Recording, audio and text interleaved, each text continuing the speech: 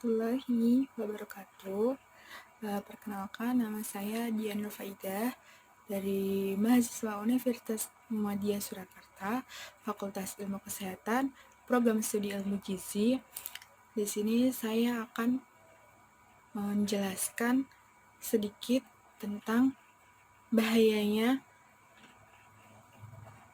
tidur setelah makan yang menyebabkan kejadian obesitas pada remaja saat ini. Di sini saya akan menjelaskan terlebih dahulu mengenai obesitas itu sendiri.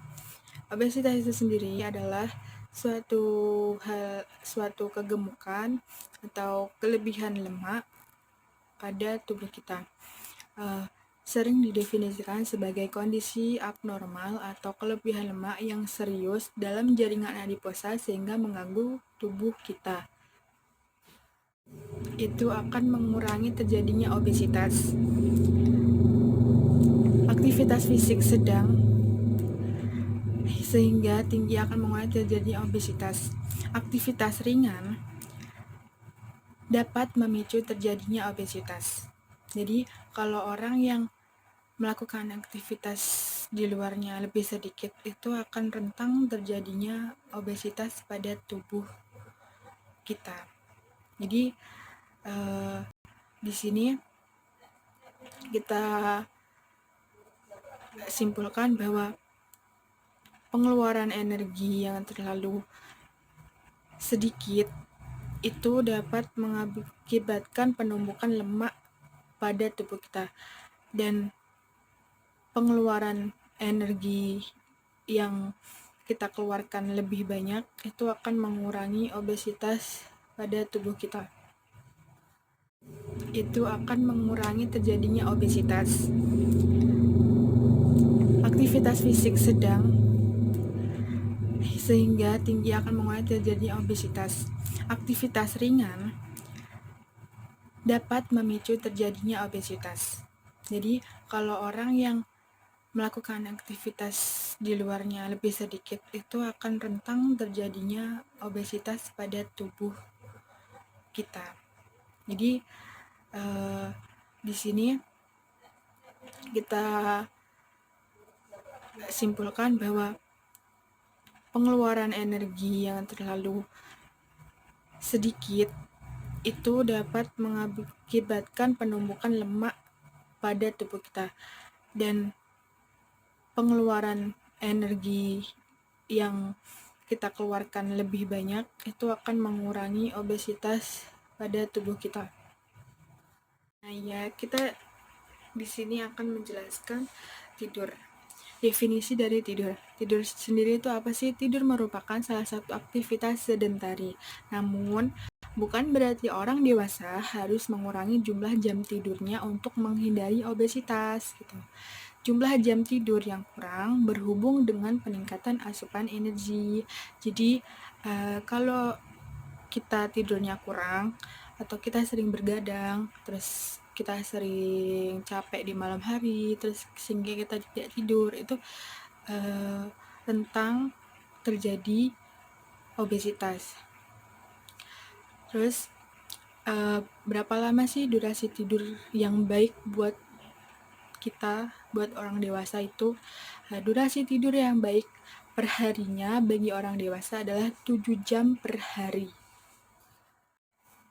Orang yang tidak mendapatkan tidur yang cukup memiliki tingkat hormon yang menyebabkan kelaparan yang tinggi dan rendahnya tingkat hormon yang membantu mengekang kelaparan, yang artinya yang membantu meningkatkan rasa lapar sehingga menimbulkan obesitas. Jadi orang itu akan terus-menerus merasa lapar sehingga tubuh tidak bisa memompa makanan yang cukup sehingga terjadinya obesitas itu sendiri. Di sini saya akan menjelaskan mekanisme durasi tidur pendek. Salah satu mekanisme durasi tidur pendek yang dapat mempengaruhi kenaikan berat badan kita adalah dengan meningkatnya asupan energi. Berdasarkan yang kita ketahui bahwa orang yang tidur dalam durasi bahwa orang yang tidur dengan durasi tidurnya itu pendek, maka akan menyebabkan peningkatan rasa lapar pada tubuh kita. Kita akan membandingkan, kita akan mencontohkan suatu penelitian itu bahwa, di sini saya akan mencontohkan durasi tidur yang pendek dengan durasi tidur yang panjang. Durasi tidur yang pendeknya itu saya contohkan semisal 4 jam dalam semalam selama 2 hari dengan 10 jam dalam semalam selama 2 hari juga. Nah, orang yang tidur dalam durasi waktu 4 jam dalam semalam itu akan merasakan peningkatan rasa lapar dan nafsu makan yang berlebih, sehingga dia akan terasa lapar terus-menerus. Berbeda dengan orang yang durasi tidurnya lama, yaitu 10 jam dalam semalam selama 2 hari, itu akan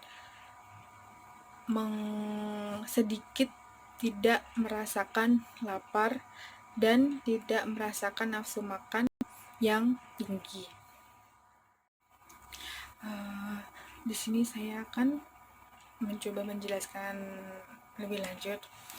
Peningkatan asupan makan tersebut terutama itu terjadi pada makanan yang tinggi lemak dan tinggi karbohidrat. Perubahan ini berhubungan dengan peningkatan hormon rasa lapar dan pengurangan hormon rasa lapar dalam tubuh kita. Hal ini membuktikan bahwa kurang tidur dapat mempengaruhi rasa lapar yang lebih tinggi. Rata-rata orang dewasa menghabiskan 7-9 jam untuk tidur setiap malamnya. Saat itulah tubuh melakukan perbaikan yang dibutuhkan. Racun-racun di dalam tubuh kita itu dibuang dan sel serta jaringan dibangun kembali. Otak juga memproses stres yang dikumpulkan saat tubuh terjaga dan mengurangi efek buruknya terjadinya sistem tubuh. Mengurangi efek buruknya terhadap sistem tubuh. Nah, teman-teman, di sini saya akan menyebutkan bahwa hubungan asupan makanan dengan energi yang kita keluarkan melalui keringat itu akan lebih besar terjadinya obesitas atau rentang terjadinya obesitas. Dan juga hubungan asupan makan dengan aktivitas kita yang terlalu rendah akan mengakibatkan obesitas juga. Di sini apabila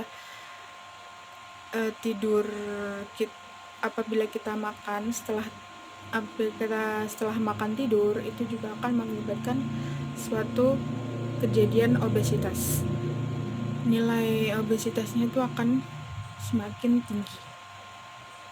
Jadi berdasarkan kesimpulan yang saya dapat, maka bagi teman-teman disarankan untuk mengonsumsi bahan makanan yang rendah energi untuk menghindari terjadinya obesitas, karena hasil dari kesimpulan saya tadi menunjukkan bahwa walaupun durasi tidurnya kurang tetapi asupan energinya tidak tinggi, maka tidak akan memberikan pengaruh yang besar terhadap terjadinya obesitas. Meningkatkan aktivitas fisik dengan cara yaitu olahraga, jogging, jalan kaki, senam, fitness, dan lain sebagainya sangat penting dilakukan dalam rangka menghindari terjadinya obesitas. Sekian dan terima kasih. Semoga video ini bermanfaat untuk teman-teman dan bisa menginspirasi teman-teman agar supaya sehabis makan tidak tidur itu akan menyebabkan terjadinya obesitas. Sekian, terima kasih. Wassalamualaikum warahmatullahi wabarakatuh.